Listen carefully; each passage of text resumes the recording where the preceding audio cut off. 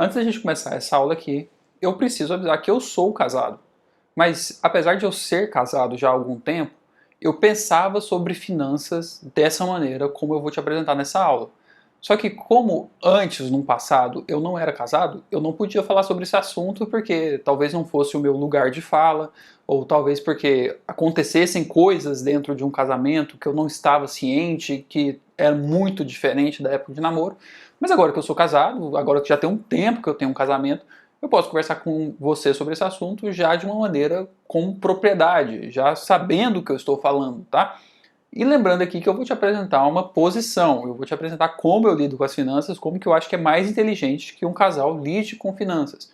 Pode ser que você viva numa realidade completamente diferente, que você discorde. Não tem problema. Mas vamos lá.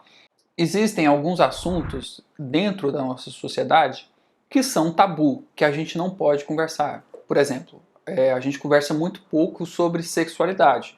Conversa muito pouco nas escolas, conversa muito pouco nas famílias, conversa muito pouco dentro de um casamento. Mas eu acredito que tem um assunto que é um tabu ainda maior que a sexualidade dentro das casas, que é o dinheiro. Conversar sobre dinheiro, falar sobre finanças com seu parceiro, com seus filhos, isso aqui é um grande problema, isso aqui é um grande elefante dentro da sala. Poucas pessoas têm liberdade de falar sobre dinheiro com seus amigos e com seus familiares. Enquanto dinheiro é apenas uma coisa. Dinheiro é apenas uma coisa que acontece dentro das nossas vidas, que faz parte das nossas vidas, mas não deveria ser esse tabu tão grande. E aí, hora que a gente olha para casais, existem muitos casais que vivem como esse assunto sendo completamente sigiloso e completamente secreto entre as duas partes. O que eu quero dizer com isso? É que uma parte do casal não sabe quanto a outra parte do casal ganha. Essa questão de rendimentos mensais, salários mensais, nenhuma das duas partes desse casal sabe quanto que a outra ganha. Quer dizer, existe um grande sigilo sobre esse assunto, não existe compartilhamento de informações bancárias. Isso aqui é como se fosse Guerra Fria. Você ganha o seu dinheiro e eu ganho o meu dinheiro. E não se conversa sobre esse assunto. E aí, nesses casais, existem as despesas que são pagas por uma parte do casal e existem as despesas que são pagas por outra parte do casal. E aí, pode ser que isso aqui chega num grau tão extremo, como algumas pessoas que eu conheço, que uma parte do casal vive uma realidade financeira confortável e a outra parte do casal vive uma realidade financeira desconfortável, passa dificuldade financeira. E como que isso pode acontecer dentro da mesma casa?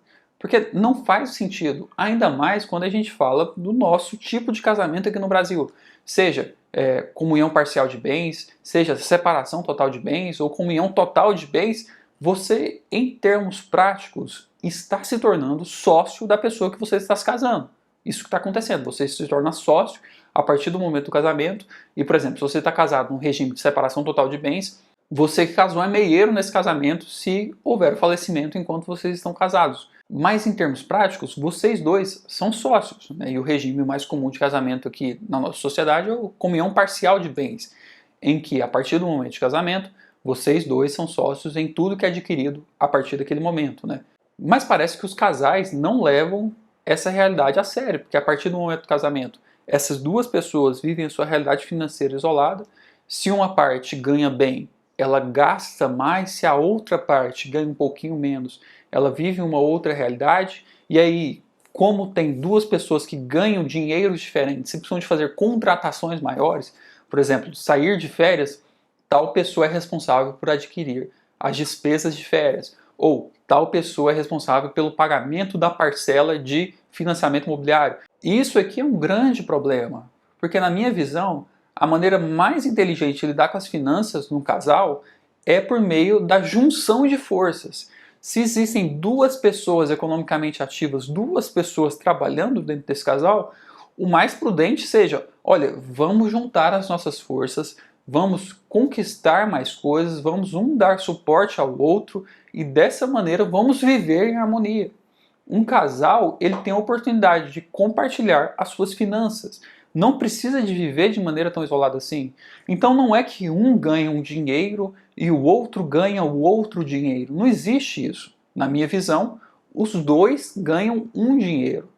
E da mesma maneira, não existe isso de que um compra um carro e outro compra outro carro, ou que um compra tais coisas e o outro se vê com o que dá para comprar lá com o seu dinheiro.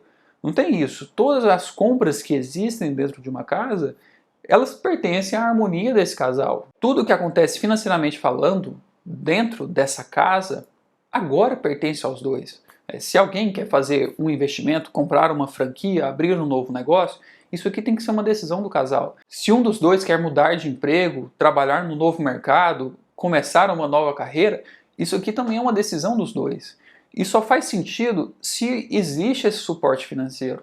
Mas para que exista esse compartilhamento de finanças, esse assunto, dinheiro, tem que deixar de ser um tabu dentro das casas. Então meu convite para você é que se você for casado, você tenha uma conversa sincera com o seu cônjuge sobre esse assunto, sobre o dinheiro, sobre quanto você ganha, sobre quanto essa outra pessoa ganha, sobre como são os seus padrões de consumo. Faz aquele exercício de despesas obrigatórias, despesas discricionárias, envolvendo as despesas de vocês dois, e dessa maneira construa uma relação financeira saudável entre vocês dois e construa um planejamento para o futuro, financeiramente falando, com o dinheiro de vocês dois, né?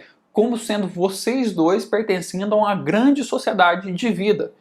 Porque, em termos práticos, quando você se casa com uma pessoa, você está se tornando sócio no futuro com essa pessoa. Tudo que é adquirido, tudo que é ganhado, tudo que é construído a partir desse momento do casamento é em termos de sociedade. E você não precisa burlar esse sistema falando, não, mas o que eu ganho é meu e o que a outra pessoa ganha é dela e a gente vive financeiramente separado, eu contribuo com a maior parte das despesas, a outra pessoa faz tal coisa. Não faz o menor sentido isso. E eu tenho uma pequena maldade dentro de mim, porque eu acredito que quem vive de maneira tão isolada, em termos financeiros assim, é porque vive constantemente com medo do divórcio. Um casal que não conversa sobre finanças é um casal que tem muito atrito e fica a todo instante preocupado que, mas se eu fizer um divórcio eu vou perder muito dinheiro. Enquanto essa não deveria ser uma preocupação tão ativa dentro de um casamento, né? Chegar ao ponto em que eu tive uma conversa com um colega que trabalhava numa grande empresa, ele tinha um saldo de FGTS muito grande e ele tinha a oportunidade de usar esse saldo de FGTS para amortizar um financiamento imobiliário que ele tinha. Só que ele tinha um receio muito grande em utilizar o saldo do FGTS dele. Eu falei, mas como assim um receio muito grande, né? Quando você deixa o dinheiro lá no FGTS, isso aí rende muito pouco. Vai ser muito mais útil você pegar o dinheiro do FGTS e colocar no financiamento imobiliário. Aí ele foi e me explicou por que ele não estava fazendo isso. Porque se ele tirasse o dinheiro do FGTS dele e colocasse no financiamento imobiliário, isso entraria no patrimônio que seria dividido no caso de um possível divórcio. Enquanto o dinheiro do FGTS não entra na divisão de bens para um possível divórcio. E eu fiquei pensando, bem, esse é um casal que tem problemas, né? Um casal não deveria viver dessa maneira, pensando, será que eu saco meu FGTS para um financiamento imobiliário? Bem, mas existe um risco muito grande, porque se eu fizer isso, vai entrar no divórcio e a outra pessoa que não contribuiu para a elaboração do meu FGTS vai ganhar metade disso. Isso aqui é um grande problema, porque quando alguém diz isso, que o volume do FGTS não foi construído com a ajuda da outra pessoa, está ignorando tudo o que acontece num casamento fora o trabalho. Pensar dessa maneira chega a parecer que o casamento ele é apenas a união de dois adultos para residir na mesma casa. São dois colegas de quarto, duas pessoas que dividem um apartamento. Eu acredito que o casamento ele acontece numa esfera maior. Existe o compartilhamento de dores, existe o compartilhamento de felicidades, existe o compartilhamento de trabalho, mesmo que uma das pessoas desse casal trabalhe num volume menor, ou num volume menor de horas, ou num volume financeiramente menor, existe ou deveria existir o suporte para o crescimento como casal. Não é um indivíduo que se destaca, mas os dois juntos. E aí, quando existe essa harmonia entre o casal, aquele exercício de despesas obrigatórias e despesas discricionárias, ele passa a funcionar de maneira harmônica também. Se alguém quer comprar uma roupa nova, já consegue entender ali mais ou menos se existe espaço dentro do orçamento familiar para isso. Uma pessoa quer comprar um calçado novo, existe espaço para isso? Ou, será que está no momento da gente trocar o nosso carro? Existe o entendimento de que o orçamento familiar, ele contribui para a família, ele contribui para o casal, não é um exercício que é feito de maneira individual. E aí, quando você abre o jogo sobre as finanças com o seu cônjuge, você passa a entender melhor como funcionam as finanças da sua casa. A gente vai sair de férias esse ano? Bem, a gente podia sair de férias e viajar para tal lugar. Isso é um objetivo do casal. Isso é um objetivo do conjunto, da família. Não é um objetivo de um, não é apenas uma pessoa que deveria se esforçar para fazer isso. Ou a gente deveria contratar um plano de saúde melhor. E é uma conversa entre o casal. Ou, olha, eu acho que agora a gente está passando por um momento econômico difícil e a gente deveria morar numa casa mais simples. Mudar desse aluguel mais caro para um aluguel mais barato. Isso aqui é uma decisão do casal. Não é uma decisão individual, não é uma pessoa autoritária que toma essa decisão, uma pessoa que é responsável pelo pagamento do aluguel que toma essa decisão. Ou a gente deveria contratar uma faxineira para vir aqui em casa 2 vezes por semana. Não é uma pessoa que tem que pagar essa conta. Essa conta ela é sempre em conjunto. E as despesas obrigatórias e as despesas discricionárias também são sempre em conjunto. Essa é a minha visão como um casal deveria lidar com as suas finanças. Compartilhando absolutamente tudo, vivendo como um casal. Bora para a próxima aula.